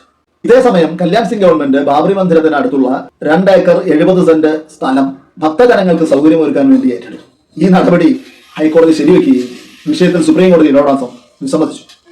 ഗവൺമെന്റ് തർക്കഭൂമിക്ക് ചുറ്റും മതിൽ പണിയുകയും ചെയ്തു. ശ്രീരാം ജന്മഭൂമി ട്രസ്റ്റ് എന്ന പേരിൽ ഒരു ട്രസ്റ്റ് രൂപീകരിച്ച് ഗവൺമെന്റ് ഗ്രാന്റും അനുവദിച്ചു. അതൊരു പൊതു താല്പര്യവുമില്ലാതെ വിശ്വ ഹിന്ദു പരിഷത്തിന്റെ കുറച്ച് ആളുകളെ ഉൾപ്പെടുത്തിക്കൊണ്ട് നിർമ്മിച്ച ഈ ട്രസ്റ്റിന്റെ രൂപീകരണവും ധനസഹായവും ഒരു തട്ടിപ്പായിരുന്നുവെന്ന് ഹൈക്കോടതി പിന്നീട് പറഞ്ഞു. ആ സമയം തർക്കഭൂമിയിൽ മണ്ണ് കുഴിക്കുകയും നിർമ്മാണ പ്രവർത്തനങ്ങൾ ആരംഭിക്കുകയും ചെയ്തെങ്കിലും അതൊന്നും ഹൈക്കോടതി ഇടപെട്ട് നടന്നില്ല. ഇതേസമയം രാജ്യത്തിന്റെ എല്ലാ ഭാഗത്തു നിന്നും ആയിരക്കണക്കിന് കർഷകർ അയോധ്യയിലേക്ക് എത്തിക്കൊണ്ടിരുന്നു. ഡിസംബർ 6 വലുതെന്തോ സംഭവിക്കാൻ പോകുന്നു എന്ന കാര്യം ഉറപ്പായി. വാജ്പേയിയും അദ്വാനിയും മുരളി മനോഹർ ജോഷിയും ഉമാഭാരതിയും ഉൾപ്പെടെയുള്ള BJP നേതാക്കളിൽ നിന്നും ഉണ്ടായ പ്രസംഗങ്ങൾ വിദ്വേഷത്തിന്റെ അഗ്നി പടർത്തുന്നവയായി. അവിടെ ഊർത്ത കല്ലുകളുണ്ട്, ആർക്കും അതിൽ ഇരിക്കാൻ കഴിയില്ല. അവ ഇടിച്ച് നിരത്തി ലെവൽ ചെയ്യേണ്ടതുണ്ട്. ആളുകളുടെ കരഘോഷം ഏറ്റുവാങ്ങിക്കൊണ്ട് വാജ്പേയി പ്രസംഗിച്ചതാണ്. ഡിസംബർ 6 എന്ത് സംഭവിക്കുന്നതിന് ഒരു ഉറപ്പും പറയാൻ കഴിയില്ല എന്ന അദ്വാനിയുടെ പ്രസ്താവന 1992 ഡിസംബർ 4 അയോധ്യ കേസ് സുപ്രീം കോടതി പരിഗണിച്ചതാണ്. അവിടെ ഉണ്ടായിക്കൊണ്ടിരിക്കുന്ന നിയന്ത്രണാതീതമായ സാഹചര്യങ്ങളെ കോടതിയെ ബോധ്യപ്പെടുത്താൻ ശ്രമിച്ചതാണ്. എന്നാൽ സ്ഥിതിഗതികൾ നിയന്ത്രണ വിധേയമാണെന്ന കല്യാൺ സിംഗ് ഗവൺമെന്റിന്റെ ഉറപ്പ് മുഖവിലക്കെടുത്ത കോടതി ഒന്നും ചെയ്തില്ല. ഡിസംബർ 6 ഇന്ത്യൻ റിപ്പബ്ലിക്കിന്റെ ചരിത്രത്തിൽ തീരാ കളങ്കമായി ചരിത്രം രേഖപ്പെടുത്തുന്ന ഭീകരപ്രവർത്തനം. കർഷകർ എന്ന പേരിൽ വന്നെത്തിയ പരിശീലനം നേടിയ ക്രിമിനലുകൾ 6-7 മണിക്കൂറുകൾ കൊണ്ട് ബാബറി പള്ളി തകർത്ത് കളഞ്ഞു, മണ്ണോട് മണ്ണാക്കി കളഞ്ഞു. ഭരണകൂട സംവിധാനങ്ങളെല്ലാം കുറ്റകരമായ നിസ്സംഗതയാണ് പാലിച്ചത്. CRPF സംഘത്തെ അയോധ്യയിൽ വിനിയോഗിക്കാൻ സർക്കാർ തയ്യാറായില്ല. CRPFന്റെ സേവനം ജില്ലാ മജിസ്ട്രേറ്റ് ആവശ്യപ്പെട്ടിരുന്നു, അത് അനുവദിച്ചില്ല. ഡിസംബർ 8 മാത്രമാണ് അവിടെ അനുമതി കിട്ടിയത്. അപ്പോഴേക്കും പള്ളി പൊളിച്ച് താൽക്കാലിക അമ്പലം പണിത് കഴിഞ്ഞിരുന്നു. ഈ വിഷയത്തിൽ കേന്ദ്ര സംസ്ഥാന ഗവൺമെന്റുകൾ ഒരേപോലെ കുറ്റക്കാരാണ്. ബാബറി പള്ളി പൊളിക്കുന്ന നേരത്ത് പ്രധാനമന്ത്രി നരസിംഹറാവു പൂജാമുറിയിൽ പ്രാർത്ഥിച്ചുകൊണ്ടിരിക്കുകയായിരുന്നുവെന്ന്, പള്ളി പൊളിച്ചു കഴിഞ്ഞു എന്ന് അനുയായി അറിയിച്ചതിന് ശേഷം മാത്രമാണ് പുറത്തിറങ്ങിയതെന്നും കുൽജീത് നായർ എഴുതുന്നുണ്ട്. പള്ളി പൊളിക്കാതിരിക്കാൻ കഴിയുന്നത് ചെയ്തുവെന്നും CRPF സംഘത്തെ ലക്നൌവിലേക്ക് അയച്ചുവെങ്കിലും കാലാവസ്ഥ പ്രതികൂലമായതിനാൽ ആ സമയത്ത് വിമാനം ഇറങ്ങാൻ കഴിയാതെ പോയതാണെന്നുമാണ് നരസിംഹറാവു പിന്നീട് അവകാശപ്പെട്ടത്. എന്നാൽ കൃത്യമായ ഇന്റലിജൻസ് റിപ്പോർട്ടുകൾ ഉണ്ടായിരുന്നിട്ടും ഗവൺമെന്റുകൾ ബോധപൂർവം നിഷ്ക്രിയരായിരിക്കുകയായിരുന്നു എന്നാണ് സത്യം. പള്ളി പൊളിച്ച സ്ഥലത്തുണ്ടാക്കിയ താൽക്കാലിക ക്ഷേത്രത്തിൽ ദർശനത്തിനുള്ള അനുമതി കൂടി കോടതി കൊടുത്തതോടെ ഈ കേസിൽ നീതി എന്ന വാക്ക് ഉച്ചരിക്കാൻ പോലും അവകാശമില്ലാത്ത നമ്മുടെ സംവിധാനം പക്ഷം ചേർന്നത് അലഹബാദ് ഹൈക്കോടതി ജഡ്ജി ജസ്റ്റിസ് തിൽഹാരിയുടേതായിരുന്നു 1993 ജനുവരി 1 ഉത്തരവ്. തിൽഹാരി ഈ കേസിൽ അഭിഭാഷകനായിരുന്നിട്ടുണ്ട് എന്നുകൂടി ഓർക്കണം. പിന്നീട് അതേ കേസിൽ വിധി പറയുന്നത് അദ്ദേഹത്തിന് ഒരു തടസ്സമായി മാറിയില്ല. പിന്നീട് ഉത്തർപ്രദേശിലെ മൈനോറിറ്റി എഡ്യൂക്കേഷൻ ഇൻസ്റ്റിറ്റ്യൂഷൻ കമ്മീഷന്റെ പ്രസിഡന്റായി അദ്ദേഹം. ആ സമയത്താണ് മുസ്ലിങ്ങൾ ഇന്ത്യയിൽ ന്യൂനപക്ഷമല്ല എന്ന റിപ്പോർട്ട് അദ്ദേഹം എഴുതിയത്. അതിനുശേഷം അയോധ്യയിൽ 67 ഏക്കർ സ്ഥലം ഒരു ഓർഡിനൻസിലൂടെ സർക്കാർ ഏറ്റെടുത്തു. അത് ചോദ്യം ചെയ്യപ്പെട്ട ഇസ്മായിൽ ഫറോക്കി കേസിലാണ് മുസ്ലിങ്ങൾക്ക് പ്രാർത്ഥിക്കാൻ മോസ്ക് നിർബന്ധമല്ല എന്ന വിവാദ പരാമർശം ഒരാവശ്യവുമില്ലാതെ സുപ്രീം കോടതി വിധിയിൽ കടന്നുകൂടിയത്. അതിനിടെ അലഹബാദ് ഹൈക്കോടതിയുടെ വിധി ഈ തർക്കത്തിൽ വന്നു. അയോധ്യ കേസിൽ justice SU Khan, justice Sudhir Agarwal, justice Dharamvir Sharma എന്നിവരടങ്ങുന്ന ബെഞ്ചാണ് നിയമതത്വങ്ങൾക്കപ്പുറം വിശ്വാസത്തിന് പ്രാധാന്യം നൽകിയ ആ വിധി സ്ഥലം 3 ഭാഗിക്കാനാണ് നിർദ്ദേശിച്ചത്. യാതൊരു അടിസ്ഥാനവുമില്ലാതെ ചരിത്രകാരന്മാരുടെ നിരീക്ഷണങ്ങളെ ആക്രമിക്കുകയും ചരിത്ര പണ്ഡിതനല്ലാത്ത ഒരു ഓസ്ട്രേലിയൻ ലിംഗ്വിസ്റ്റിന്റെ പുസ്തകത്തിലെ ചില പരാമർശങ്ങൾ മുഖവിലക്കെടുത്ത് ബാബറി പള്ളി പണിത് ഒരു ഹിന്ദു ക്ഷേത്രം തകർത്തിട്ടാണെന്ന് സ്ഥാപിക്കാനുള്ള ശ്രമവും വിധിയിലുണ്ടായിരുന്നു. രാമൻ ജനിച്ചത് കൃത്യം ഈ പള്ളിയുടെ മിനാരത്തിന് താഴെയാണെന്ന വാദം ഹൈന്ദവർ അങ്ങനെ വിശ്വസിക്കുന്നു എന്നുള്ളത് കൊണ്ട് മാത്രം കോടതി അംഗീകരിക്കാറുണ്ടായിരുന്നു. അതേസമയം 1528 മുതൽ 1557 വരെ പള്ളി നിലനിന്നിരുന്നു എന്നതിന് രേഖാമൂലമുള്ള തെളിവുകൾ മുസ്ലിം കക്ഷികളോട് കോടതി ആവശ്യപ്പെടുന്നുണ്ട്. ഒരു വിധിന്യായത്തിൽ പള്ളി നിർമ്മിച്ചത് ബാബറല്ല ഔറംഗസേബാണെന്ന് വരെ പരാമർശമുണ്ട്. നിർമോഹി അഖാരയുടെ ഹർജി ലിമിറ്റേഷൻ നിയമത്തിന്റെ പരിധി ലംഘിക്കുന്നതാണെന്ന് കണ്ടെത്തുകയും ഒടുവിൽ സ്ഥലം വിഭജിക്കുമ്പോൾ അവർക്ക് 1/3 കൊടുക്കുകയും ചെയ്യുന്ന അതിശയകരമായ സമീപനവും ഈ വിധിയിലുണ്ട്. പള്ളി ഇരിക്കുന്ന രാമജന്മഭൂമി പ്രദേശം രാംലല്ലയ്ക്കും രാം ചപൂത്രയും സീതാക്കി റസോയും നിർമോഹി അഖാരയ്ക്കും ശേഷിക്കുന്ന 1/3 സ്ഥലം സുന്നി വഖഫ് ബോർഡിനും എന്ന തരത്തിലായിരുന്നു വിധി. ഉടമസ്ഥാവകാശം ആർക്കും സംശയാതീതമായി സ്ഥാപിക്കാൻ കഴിഞ്ഞിട്ടില്ല. അതുകൊണ്ട് കൈവശാവകാശം മാത്രമാണ് സ്ഥാപിച്ചു നൽകിയത്. മാത്രമല്ല, ഒരു സിവിൽ സ്യൂട്ടിൽ കക്ഷികൾ ആവശ്യപ്പെടാത്ത ഒരു പരിഹാരം കോടതിക്ക് നൽകാൻ കഴിയുമോ എന്നതൊരു പ്രധാനപ്പെട്ട പ്രശ്നമായിരുന്നു. എന്തായാലും വിധി സുപ്രീം കോടതി സ്റ്റേ ചെയ്തു. ഹൈക്കോടതി വിധിയിലെ പല അപകടകരമായ നിരീക്ഷണങ്ങളും നിയമപരമായ അവ്യക്തതകളും അസംബന്ധത്തോടടുത്ത് നിൽക്കുന്ന വ്യാഖ്യാനങ്ങളും സുപ്രീം കോടതി തിരുത്തുക തന്നെ ചെയ്തു.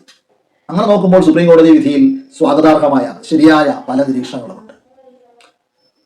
വിധി ഒരേ സമയം പ്രതീക്ഷയും നിരാശയും നൽകുന്നതാണ്.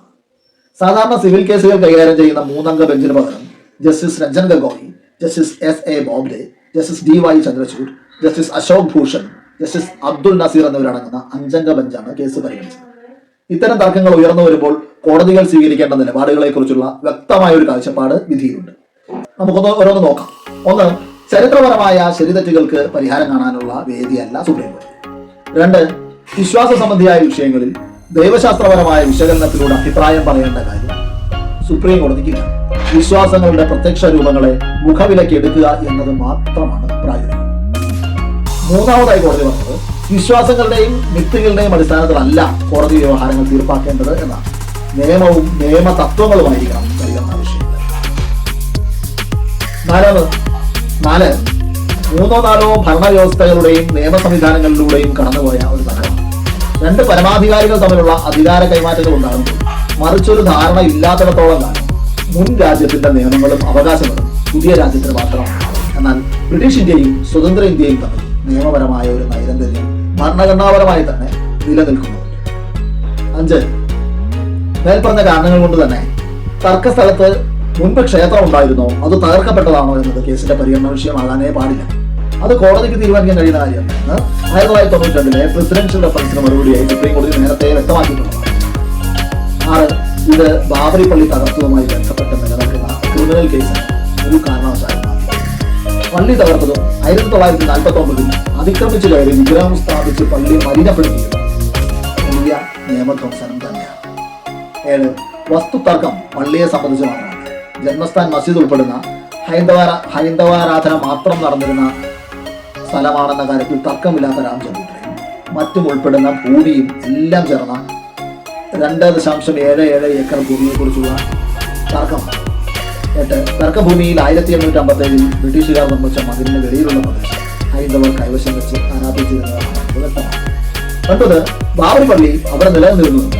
1857 മുതലെങ്കിലും മുസ്ലിങ്ങൾ അവിടെ ആരാധന നടത്തിയിരുന്നു എന്നത് നിസ്തർക്കമായ. 10, ഇവിടെ സുന്നി വഖഫ് ബോർഡിനും രാമവിഗ്രഹത്തിനു വേണ്ടി അടുത്ത സുഹൃത്തും നൽകിയ ഉടമസ്ഥാവകാശ ഹർജികളാണ് നിലവിലുള്ളത്. ഒരു ഭാഗം വയ്പ്പിനുള്ള അപേക്ഷയല്ല കോടതിയിൽ ഉണ്ടാകുന്നത്. ഒരു സിവിൽ കേസിൽ വാദികൾ ആവശ്യപ്പെടാത്ത തീർപ്പ് അനുവദിക്കാൻ കോടതികളില്ല. ഗവൺമെന്റ് ആണെങ്കിൽ യാതൊരുവിധ അവകാശവാദവും ഉന്നയിക്കാൻ താല്പര്യപ്പെടുന്നില്ല എന്ന് അറിയിച്ചു. 11 ഇനി ഒരിക്കലും ഒരു ആരാധനാലയങ്ങളുടെ പദവിയിൽ ഈ നിലയിൽ ചോദ്യം ചെയ്യാൻ വിധി കാരണമാണ്. അതുകൊണ്ട് 1992 പ്ലേസസ് ഓഫ് വർഷിപ്പ് ആക്ടിനെ കുറിച്ചുള്ള വിശദമായ പരാമർശം വിധിയിലുണ്ട്. ആരാധനാലയങ്ങളുടെ 1947 പദവിയിൽ മാറ്റം വരുത്തരുതെന്നും അത്തരത്തിലുള്ള അവകാശവാദങ്ങൾ ഉന്നയിക്കുന്ന കേസുകളൊന്നും നിലനിൽക്കില്ല എന്നുമാണ് ആരാധനാലയ നിയമത്തിന്റെ പ്രശ്നം ചുരുക്കം. എന്നാൽ അയോധ്യ കേസ് ഈ നിയമത്തിന്റെ പരിധിയിൽ നിന്നും ഒഴിവാക്കുന്നുണ്ട്. 12 ഈ വിഷയം രാഷ്ട്രീയ മുതലെടുപ്പുകൾക്കും വർഗീയ സംഘർഷങ്ങൾക്കും ഇനിയും ഒരു മരുന്നായി അതിനൊരു അന്തിമ പരിഹാരം കണ്ടെത്തണം. അയോധ്യ വിഷയത്തെ സമീപിക്കേണ്ട നയാമിക വഴികളെ കുറിച്ചുള്ള കോടതിയുടെ കാഴ്ചപ്പാട് പ്രതീക്ഷകൾക്ക് വളരെ യുക്തിഭദ്രമായി രചിച്ചിട്ടുള്ള വിധിയുമാണ്. എന്നാൽ ഈ നിയമതത്വങ്ങൾ പ്രയോഗിക്കുമ്പോൾ ഏകപക്ഷീയമായി പോകുന്നതിനോടത്താണ് വിധിയുടെ പ്രശ്നം. മുസ്ലിം പക്ഷത്തോട് തങ്ങളുടെ അവകാശവാദങ്ങൾ സ്ഥാപിക്കുവാൻ കർശനമായ തെളിവുകൾ കോടതി ആവശ്യപ്പെടുന്നുണ്ട്. അതേസമയം ഹൈന്ദവരുടെ അവകാശവാദങ്ങൾ ഇതേ നിലവാരത്തിൽ സ്ക്രൂട്ടനൈസ് ചെയ്യപ്പെടുന്നില്ല. 19ാം നൂറ്റാണ്ടിന്റെ മധ്യത്തിൽ യാത്ര ആരംഭിച്ച അനീതിയുടെ രഥചക്രം ഉരുളുന്ന ശബ്ദം സുപ്രീം കോടതി വിധി വായിക്കുമ്പോഴും നമ്മുടെ കാതുകളിൽ മുഴങ്ങും. സുപ്രീം കോടതി ഈ വിധിയിൽ നിന്നും വ്യക്തമാകുന്ന ചില കാര്യങ്ങളുണ്ട്.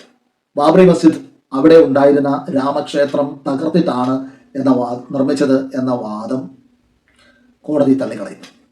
1528 മുൻപ് ഒരു സംസ്കൃത ഗ്രന്ഥത്തിൽ പോലും അയോധ്യ രാമക്ഷേത്രത്തെക്കുറിച്ച് പരാമർശമില്ല.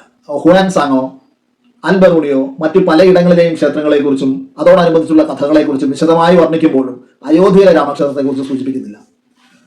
തുളസീദാസോ സമകാലികരിൽ ആരെങ്കിലുമോ അങ്ങനെ ഒരു ക്ഷേത്രം അവിടെ ഉണ്ടായിരുന്നതായോ അത് പള്ളി പൊളിച്ചു പണിതതായോ എഴുതിയിട്ടില്ല. ആർക്കിയോളജിക്കൽ സർവേ ഓഫ് ഇന്ത്യയുടെ ഖനനവും ക്ഷേത്രം തകർത്താണ് പള്ളി നിർമ്മിച്ചത് എന്ന് സ്ഥാപിക്കാനുള്ള തെളിവാകുന്നില്ല. നിലവിൽ പള്ളിക്കടിയിൽ നിന്ന് കണ്ടെത്തിയിട്ടുള്ള അവശിഷ്ടങ്ങളും പള്ളി പണിത കാലഘട്ടവും തമ്മിൽ 4 നൂറ്റാണ്ടിലേറെ വ്യത്യാസവുമുണ്ട്. മാത്രമല്ല ASI കണ്ടെത്തിയ തൂണുകളുടെ അടിത്തറയും പള്ളിയിൽ നിലവിൽ ഉപയോഗിച്ചിരുന്ന തൂണുകളും ഒത്തുപോകുന്നതുമല്ല. അതുകൊണ്ട് തന്നെ പഴയ രാമക്ഷേത്രത്തിന്റെ തൂണുകളാണ് പള്ളി പണിയാൻ ഉപയോഗിച്ചിരിക്കുന്നതെന്ന സംഘപരിവാറിന്റെ വാദവും നിലനിൽക്കില്ല. രണ്ടാമതായി കോടതി നിഷേധിച്ചത് ബാബറി മസ്ജിദ് ഇസ്ലാമിക വിശ്വാസപ്രകാരം ഒരു പള്ളിയല്ല എന്ന വാദമാണ്.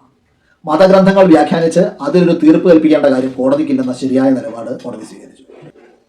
പള്ളി ഒരു പള്ളിയാണ് എന്നത് നിസ്തർക്കമായ വസ്തുതയായി കോടതി അംഗീകരിച്ചു. സുന്നി വഖഫ് ബോർഡിന്റെ ഹർജി ലിമിറ്റേഷൻ പരിധി കഴിഞ്ഞതിനാൽ തള്ളണമെന്ന വാദവും കോടതി ശരിയല്ല എന്ന് കണ്ടു. രാമജന്മഭൂമിയെ ഒരു നിയമ വ്യക്തിത്വമായി അംഗീകരിക്കണമെന്ന വാദവും കോടതി അംഗീകരിച്ചില്ല. കോടതി നിരാകരിക്കുകയാണ് ഉണ്ടായത്. നിലപാട് വ്യക്തമാണ്. ഒരു സ്ഥലം ഒരു വ്യക്തിയായി മാറിയാൽ അതിന്മേലുള്ള തർക്കങ്ങളെല്ലാം പ്രസക്തമാവും. ആ സ്ഥലത്തിന്റെ പരിധി നിർണ്ണയിക്കുക എങ്ങനെയാണ് എന്ന് തുടങ്ങി നിരവധി പ്രശ്നങ്ങൾ ഉയർന്നു വരും. ഏത് മതവിഭാഗത്തിന്റെ വിശ്വാസമാണ് കൂടുതൽ ശക്തമെന്നളന്നുകൊണ്ട് ഒരു സ്ഥലത്തിന്റെ ഉടമസ്ഥാവകാശം നിർണ്ണയിക്കാൻ കഴിയില്ല എന്ന വ്യക്തമായ നിലപാട് കോടതി സ്വീകരിച്ചു. 1934 49 92 പള്ളിക്കെതിരെ ആക്രമണങ്ങളുണ്ടായി. 1934 പള്ളി മിനാരങ്ങൾ തകർക്കപ്പെട്ടു. 49 60 പേരോളം വരുന്ന ആൾക്കൂട്ടം അതിക്രമിച്ച് പള്ളിയകത്ത് കയറി രാമവിഗ്രഹം സ്ഥാപിച്ചു. അങ്ങനെ നിയമവിരുദ്ധമായി മുസ്ലിങ്ങളെ പള്ളിയിൽ നിന്ന് പുറത്താക്കി. ഒടുവിൽ 92 നിയമവാഴ്ചയെ വെല്ലുവിളിച്ചുകൊണ്ട് പള്ളി തകർത്തു. ഇക്കാര്യങ്ങളൊക്കെ കോടതി വിധിയിൽ അംഗീകരിക്കുന്നുണ്ട്. രൂക്ഷമായ ഭാഷയിൽ വിമർശിക്കുകയും ചെയ്യുന്നുണ്ട്. ഇതൊക്കെ പരിശോധിക്കുമ്പോഴും വഖഫ് സംബന്ധിച്ച നിയമ പരിശോധനാ വേളയിലും ആദ്യം വിശദീകരിച്ചിരിക്കുന്ന നിയമവഴിയിലൂടെ കുറ്റമറ്റ രീതിയിലാണ് വിശകലനം മുന്നോട്ട് പോകുന്നതെന്ന ധാരണ ഉണ്ടാക്കും വിധം വളരെ മനോഹരമായാണ് വിധിന്യായം ചിട്ടപ്പെടുത്തിയിരിക്കുന്നത്. എന്നാൽ അവസാന ലാപ്പിൽ തീരുമാനങ്ങളിലേക്ക് കടക്കുമ്പോഴാണ് നിയമവ്യാഖ്യാനങ്ങളിലെ ഏകപക്ഷീയത വ്യക്തമാകുന്നത്. ഏറ്റവും പ്രധാനമായി നമുക്ക് തോന്നുന്നത് തെളിവ് തേടുന്നതിലെ പക്ഷപാതിത്വമാണ്.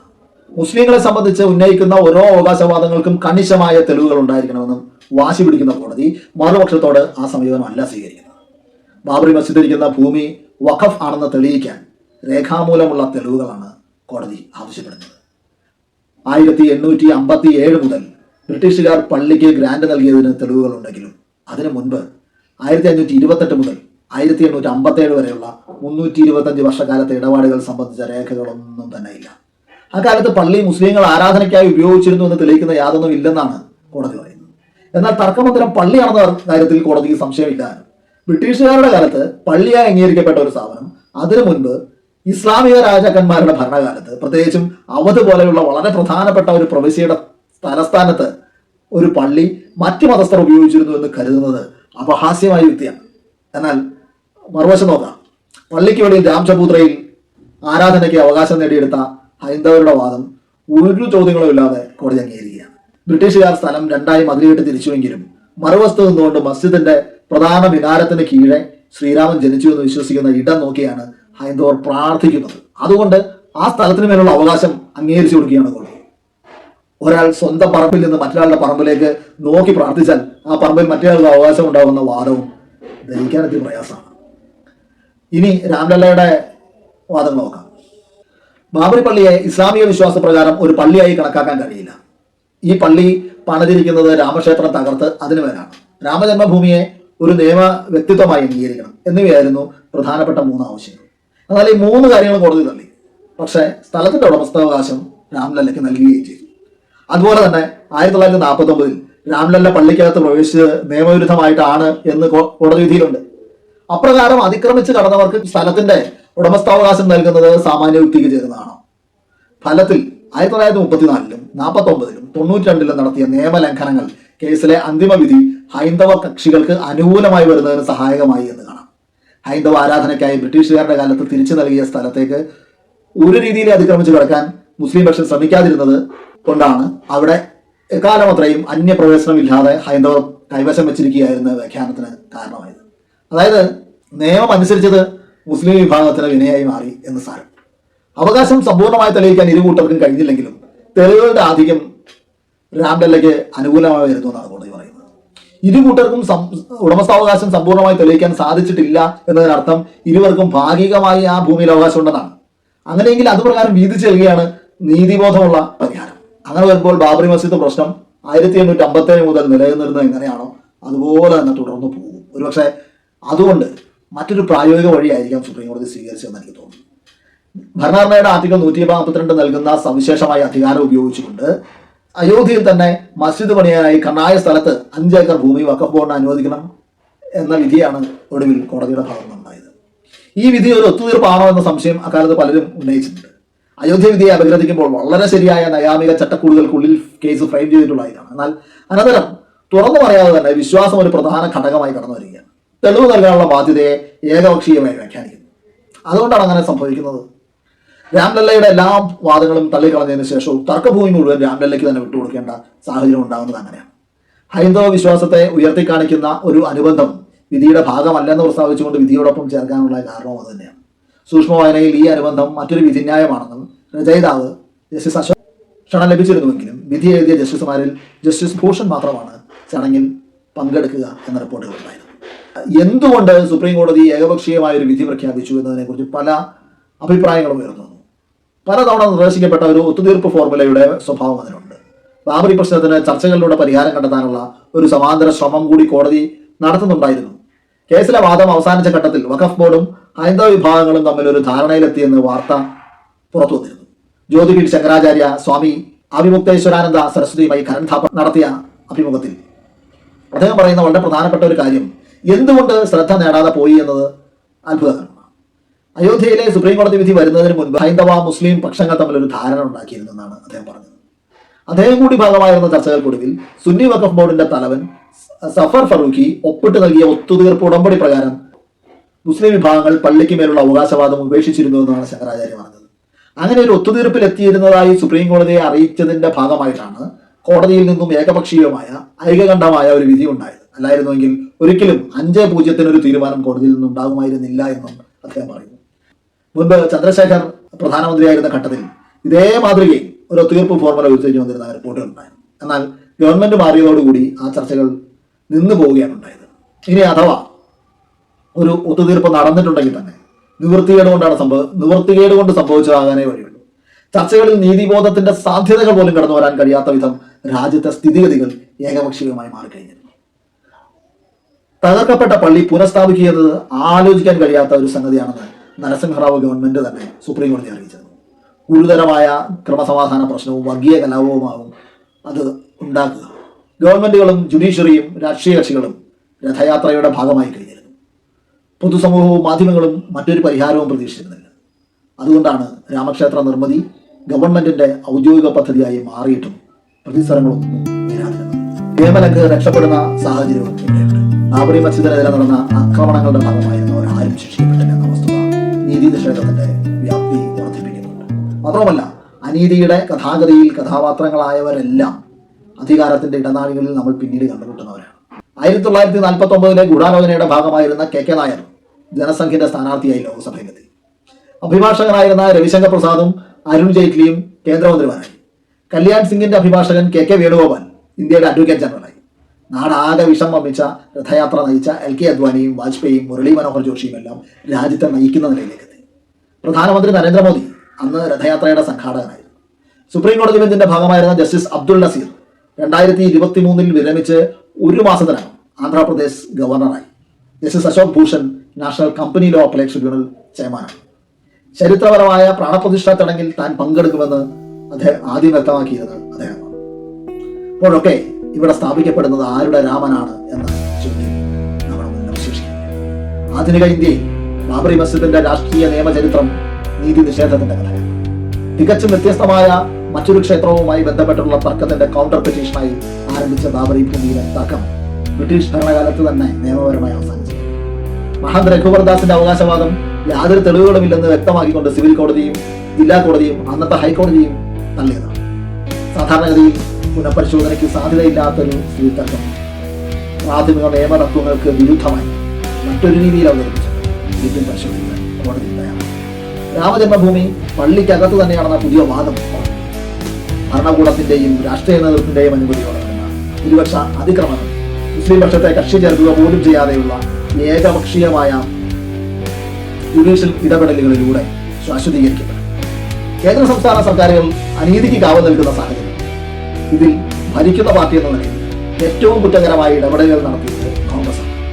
1992 ഭീകരമായ ഒരു തെറ്റിന് ഒരു ന്യൂനപക്ഷ സമുദായത്തിന്റെ എല്ലാവരും പ്രത്യേകിച്ച് യാതൊരു തെളിവുകളുടെയും പിൻബലമില്ലാതെ തന്നെ ആ മണ്ണ് പതിച്ചു വരുന്ന വിചിത്രമായ ഒരു കോടതി നടപടികളാണ് ഈ ചരിത്രം അവസാനിക്കുന്നത്. അയോധ്യ ചരിത്രപരമായി ശൈവർക്ക് പ്രാധാന്യമുള്ള പ്രദേശമായിരുന്നു. അവിടെയുള്ള രാമക്ഷേത്രങ്ങളെല്ലാം തന്നെ സമീപകാല ചരിത്രത്തിന്റെ ഭാഗമാണ്. 14-15 നൂറ്റാണ്ടുകളിലാണ് ഭൂരിപക്ഷം ക്ഷേത്രങ്ങളും നിർമ്മിക്കപ്പെട്ടിട്ടുള്ളത്. അതായത് മുസ്ലിം ഭരണകൂടങ്ങൾക്ക് കീഴിലായിരുന്ന സമയത്താണ് അതെല്ലാം ഉണ്ടായത്. അയോധ്യ തർക്കത്തിന്റെ തുടക്കമെന്ന് നമ്മൾ പറയുന്ന ഹനുമാൻഗഡ് ക്ഷേത്രം അതുപോലെ പണിതീർത്തതാണ്. ഇന്ന് അയോധ്യയിലുള്ള ഏതാണ്ട് എല്ലാ ക്ഷേത്രങ്ങളും അവകാശപ്പെടുന്നത് രാമൻ ജനിച്ച സ്ഥലത്താണ് തങ്ങളുടെ ക്ഷേത്രം സ്ഥിതി ചെയ്യുന്നതെന്നാണ്. ആധുനിക കാലഘട്ടം പോലും ഒരു വ്യക്തി എവിടെ ജനിച്ചു എന്ന് ചോദിച്ചാൽ ജനിച്ച സ്ഥലമാണ് ഉത്തരവായി നൽകുന്നത്. പ്രസവിച്ച ആശുപത്രിയോ അതിന്റെ റൂം നമ്പറോ താമസിച്ച വീട്ടിൽ കിടന്നിരുന്ന മുറിയോ ആ കട്ടിൽ കിടന്ന സ്ഥലമോ അതൊന്നും ആർക്കും ചൂണ്ടിക്കാണിക്കാൻ പറ്റില്ല. പിന്നെ രാമൻ ജനിച്ച സ്ഥലം എങ്ങനെയാണ് പറയാം?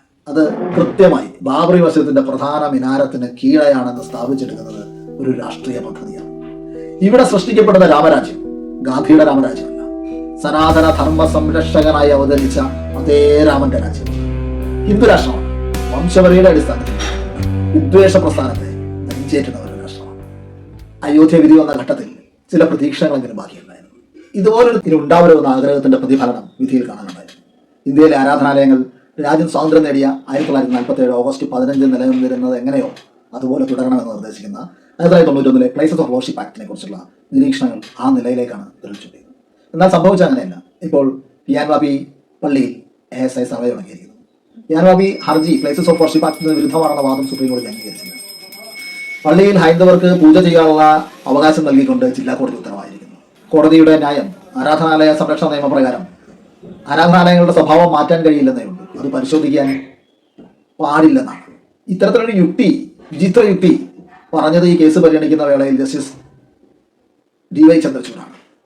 പള്ളി പൊളിച്ചു എന്ന വാർത്ത ഞെട്ടലോടെയും ഭീതിയോടെയും ശ്രദ്ധിക്കുകയും അത് ദേശീയ തലത്തിൽ വലിയ നാണക്കേടാണെന്ന് വിചാരിക്കുകയും ചെയ്തിരുന്ന ഘട്ടത്തിൽ നിന്ന് പള്ളി പൊളിച്ചു നടന്ന അമ്പലത്തിന്റെ ഉദ്ഘാടനത്തിന് ഗവൺമെന്റ് അവധി പ്രഖ്യാപിക്കുകയും മുഖ്യധാരാ മാധ്യമങ്ങളെല്ലാം പ്രാണപ്രതിഷ്ഠ ആഘോഷമാക്കുകയും ചെയ്യുന്ന കാലത്ത് നീതിയെക്കുറിച്ച് എന്തൊക്കെ പ്രതീക്ഷകളാണ് നമ്മൾ മാറ്റിവെക്കേണ്ടതെന്നറിയില്ല. എന്തായാലും ഒരു കാര്യം ഉറപ്പാണ്, സുപ്രീം കോടതി വിധി വന്നതോടുകൂടി ബാബർ പള്ളി പണിതത് ക്ഷേത്രം തകർത്തിട്ടാണെന്ന കഥ പൊളി. എന്നാൽ ആധുനിക ജനാധിപത്യ രാഷ്ട്രം എന്ന നിലയിൽ അഭിമാനിക്കുന്ന ഇന്ത്യയിൽ പകൽ വെളിച്ചത്തിൽ ഒരു പള്ളി പൊളിച്ചിട്ടുണ്ട്. ഇപ്പോൾ ഇതാ ഇവിടെ അവിടെ ഒരു അമ്പലം പണിത് കഥ അവസാനിക്കുന്നു. കാശി മധുര ബാക്കി ഹേ എന്ന മുദ്രാവാക്യം ജനാധിപത്യത്തിന്റെ കൊലവിളിയായി ചുറ്റിലും മുഴങ്ങിക്കൊണ്ടിരിക്കുന്നു.